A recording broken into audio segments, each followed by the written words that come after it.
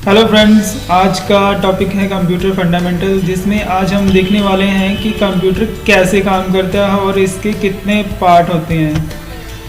तो आज जो टॉपिक डिस्कस करने वाले हैं वो हैं कंप्यूटर फंडामेंटल से रिलेटेड, जैसे कि कंप्यूटर की इंट्रोडक्शन, कंप्यूटर के types, data, working of computer, computer की ऑर्गेनाइजेशन और कंप्यूटर के पार्ट्स कौन कौन से होते हैं। तो शुरू करते हैं हम कंप्यूटर की फुल फॉर्म से। तो वैसे तो कंप्यूटर की पहले से कोई फॉर्म डिफाइन नहीं है, फिर भी हमने अपनी तरफ से एक फॉर्म बनाई है। ऐसे ही आप भी अपनी तरफ से कोई भी फॉर्म बना सकते हो, जैसे कि C for commonly, O for operated, M for machine, P for particularly, U for used in, T for trade, E for education and entertainment, R for research. तो इसका मतलब है कि ऐसी मशीन जो कमांड से ऑपरेट होती है और इसका उपयोग पढ़ाई, मनोरंजन और खोजबीन या रिसर्च करने के लिए होता है।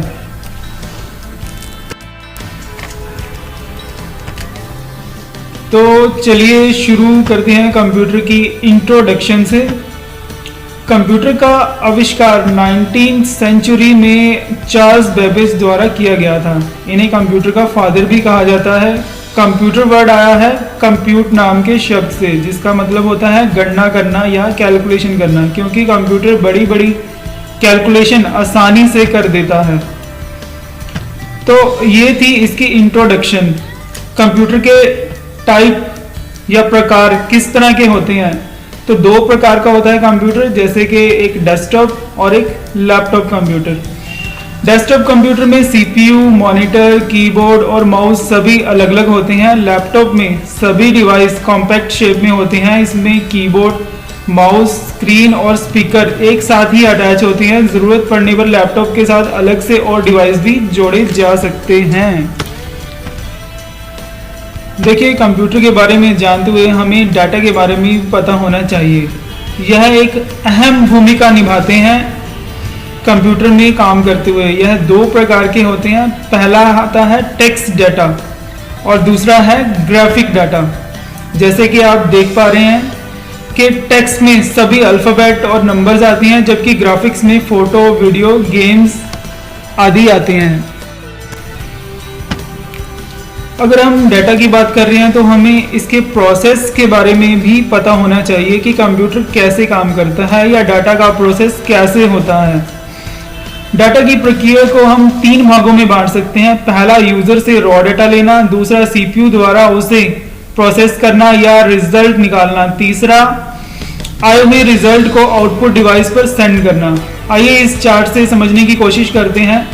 जब हम कंप्यूटर में इनपुट डिवाइस से डाटा इनपुट करते हैं, जैसे कीबोर्ड, माउस आदि, इनपुट होने के बाद डाटा स्टोरेज यूनिट में जाता है, जहां यह स्टोर होता है। स्टोर होने के बाद अगर इसमें कोई कैलकुलेशन है तो वह ALU यानी अर्थमेटिक लॉजिक यूनिट में जाता है। ALU उसे कैलकुलेट करके वापस स्टोरेज यूनिट में भेजता है और वहीं से कंट्रोल यूनिट हमारे रिजल्ट को आउटपुट डिवाइस पर सेंड करता है। कंट्रोल यूनिट का काम होता है कंप्यूटर के सभी पार्ट्स को कंट्रोल करना। चलिए अब हम देखते हैं कंप्यूटर की संरचना को या ऑर्गेनाइजेशन को।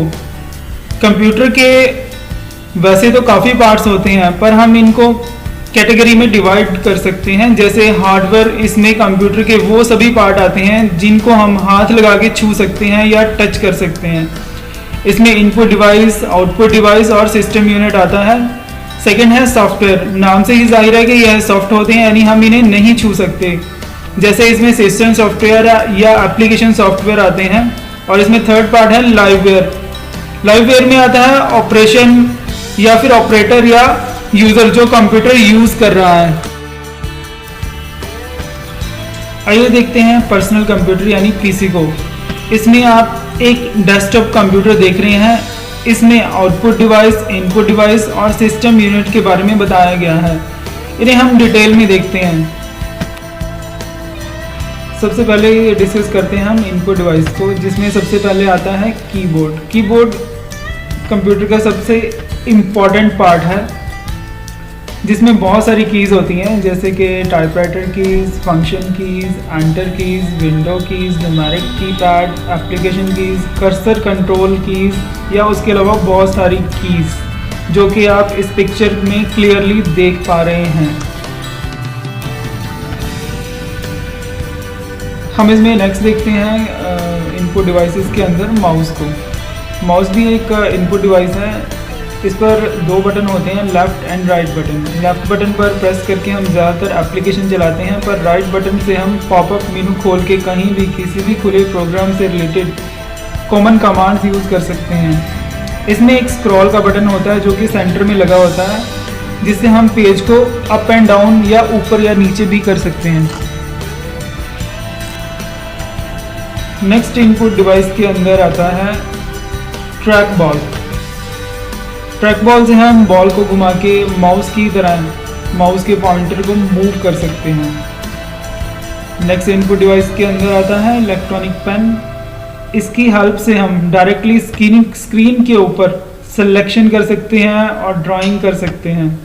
नेक्स्ट इनपुट के अंदर आता है जॉयस्टिक। जॉयस्टिक से हम कंप्यूटर में गेम्स खेल सकते हैं। नेक्स्ट इनपुट डिवाइस के अंदर हमारा नेक्स्ट डिवाइस आता है टच स्क्रीन। टच स्क्रीन से हम स्क्रीन पर फिंगर से टच करके सभी काम कर सकते हैं, जैसे कि आजकल टच फ़ोन से हम स्क्रीन पर टच करके कोई भी प्रोग्राम चला सकते हैं। नेक्स्ट इनपुट डिवाइस के अंदर आता है स्कैनर।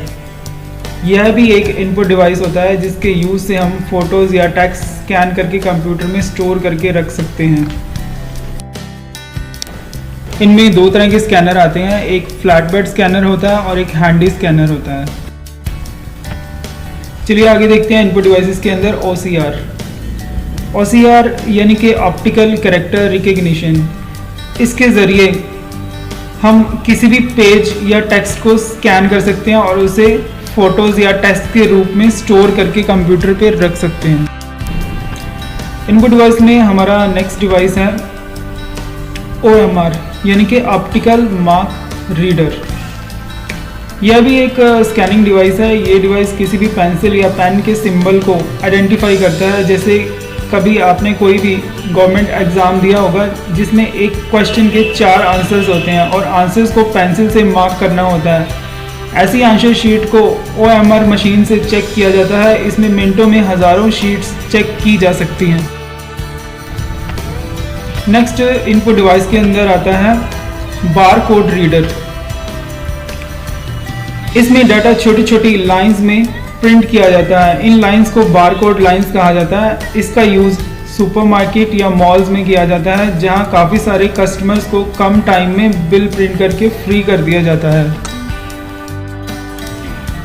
नेक्स्ट इनपुट डिवाइस के अंदर आता है MICR यानी कि मैग्नेटिक इंक कैरेक्टर रिकग्निशन। यह भी OCR डिवाइस की तरह होता है। यह डिवाइस बैंकों में चेक पर प्रिंटिंग के लिए किया जाता है। तो ये थे हमारे सारे इनपुट डिवाइसेस। तो अब डिस्कस करते हैं हम आउटपुट डिवाइसेस को। तो हमारा सबसे पहला आउटपुट डिवाइस है मॉनिटर, LCD या फिर LED। तो मॉनिटर यह एक पॉपुलर डिवाइस है। इसमें CRT यानी कि कैथोड रे ट्यूब का यूज़ होता है, पर आजकल CRT की जगह LCD या LED स्क्रीन भी यूज़ होती हैं। नेक्स्ट हमारा आउटपुट डिवाइस है प्रिंटर। प्रिंटर इसका कार्य भी डाटा को हार्ड फॉर्म में किसी भी पेपर पर प्रिंट करना होता है। वो प्रिंटर भी कई तरह के आते हैं, जैसे पहला है DMP यानी कि डॉट मैट्रिक्स प्रिंटर। ये प्रिंटर अपने नाम की ही तरह डॉट्स में प्रिंट करता है। इनका यूज़ ज़्यादातर बिलिंग या टेक्स्ट प्रिंटिंग में यूज़ होता है। इसमें टाइपराइटर की तरह रिबन का यूज़ होता है। आउटपुट डिवाइस के अंदर अगर हम प्रिंटर की बात कर रहे हैं तो नेक्स्ट इसके अंदर आता है इंकजेट प्रिंटर। यह प्रिंटर फोटो और टेक्स्ट दोनों को प्रिंट करने के काम में आता है। यह इंक को हेड की मदद से पेपर पर कलर की ड्रॉप्स डालकर प्रिंट करता है। सेकेंड आउटपुट डिवाइस में हम देखते हैं लेज़र प्रिंटर को। यह भी एक आउटपुट डिवाइस है। यह प्रिंटर लेज़र बीम द्वारा प्रिंट करता है। इसमें ड्राई इंक यूज़ होती है। इसमें ग्राफिक्स और टेक्स्ट दोनों प्रिंट हो सकते हैं। इसकी प्रिंटिंग स्पीड इंकजेट और डीएमपी दोनों से तेज़ होती है। नेक्स्ट आउटपुट डिवाइस में आती हैं ऑफसेट प्रिंटर्स या फिर प्लॉटर्स। यह भी एक प्रकार के प्रिंटर होते हैं जो कि प्रोफेशनल प्रिंटिंग में यूज़ होते हैं। इसमें बड़ी बड़ी प्रिंटिंग निकाली जाती है, इनमें बैनर प्रिंटिंग और स्टिकर कटिंग आदि किए जाते हैं। तो आइए चलिए हम देखते हैं आगे सिस्टम यूनिट को।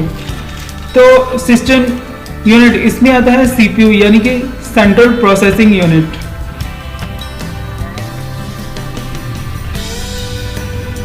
इसे कंप्यूटर का ब्रेन भी कहा जाता है। इसके पार्ट्स कुछ इस प्रकार हैं, जैसे कि motherboard, processor, RAM, hard disk drive, CD, DVD ROM, floppy disk drive, expansion cards. आइए हम सीपीयू के अंदर चलकर देखते हैं कि ये पार्ट सीपीयू के अंदर कैसे लगे होते हैं और कैसे दिखाई देते हैं। जैसे कि पावर सप्लाई आप देख पा रहे हैं, इसमें पावर सप्लाई है, कूलिंग फैन है, ग्राफिक कार्ड लगा हुआ है, सीएमएस सेल है जो कि डेट और टाइम को स्टोर करता है। इसमें सीडी, डीवीडी, सीपीयू फैन है, केबल्स है, हार्ड डिस्क ड्राइव है, मदरबोर्ड, आरओएम रोम यानी कि read only memory, cooling fans हैं। तो ये सीपीयू के अंदर का सारा व्यू था। तो नेक्स्ट हम चलते हैं सिस्टम सॉफ्टवेयर के ऊपर। तो सिस्टम सॉफ्टवेयर क्या होते हैं? इसमें पहला आता है सिस्टम सॉफ्टवेयर। इसमें सिस्टम से रिलेटेड सॉफ्टवेयर आते हैं, इनकी हेल्प से ही हम कंप्यूटर चला पाते हैं। अगर यह ना हो तो कंप्यूटर स्टार्ट नहीं होगा और उस पर कुछ भी नहीं चलेगा, क्योंकि कंप्यूटर हार्डवेयर सिर्फ मशीन लैंग्वेज समझते हैं।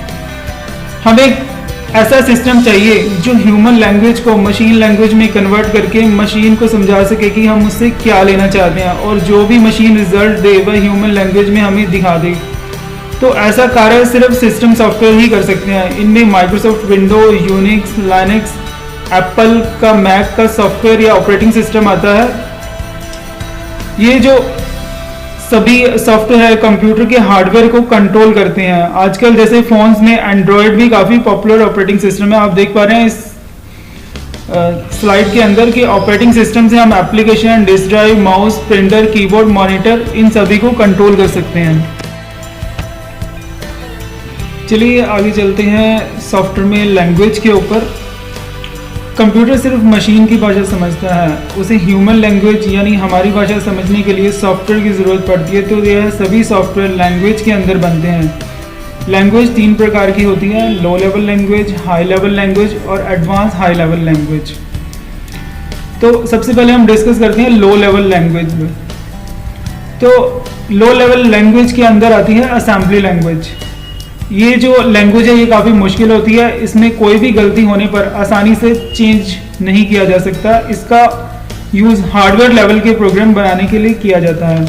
नेक्स्ट इसमें आता है हाई लेवल लैंग्वेज। इसमें C++, जावा जैसी लैंग्वेज आती हैं। इसे आसानी से समझा जा सकता है, इसमें आसानी से चेंज भी किया जा सकता है।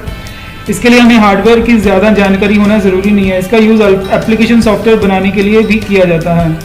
और इसमें नेक्स्ट हमारा है एडवांस हाई लेवल लैंग्वेज। इसमें आती है कुछ एडवांस फीचर। इनमें लैंग्वेज के अंदर कोड लिखने की ज़रूरत नहीं पड़ती। इसमें ग्राफिकली माउस के साथ ही हम प्रोग्राम को डिज़ाइन कर सकते हैं। जैसे हम इसमें एग्जांपल के लिए SQL ले सकते हैं, यानी कि स्ट्रक्चर क्वेरी लैंग्वेज। नेक्स्ट इसमें आता है एप्लीकेशन सॉफ्टवेयर। एप्लीकेशन सॉफ्टवेयर में आते हैं वह सभी सॉफ्टवेयर जो कि हाई लेवल लैंग्वेज में बनाए जाते हैं, जिनको हम इंस्टॉल करके यूज़ कर सकते हैं। जैसे कि MS ऑफिस, ग्राफिक सॉफ्टवेयर हो गए, अकाउंट सॉफ्टवेयर हो गए, म्यूज़िक प्लेयर हो गए या वीडियो प्लेयर हो गई। तो ये थी हमारे कंप्यूटर के बारे में बुनियादी जानकारी, यानी कि फंडामेंटल। अगर यह सब आपको अच्छा लगा तो आप हमारे फेसबुक पेज को लाइक करें और यूट्यूब पर सब्सक्राइब करके और भी इंटरेस्टिंग वीडियो और जानकारी ले सकते हैं। Thank you.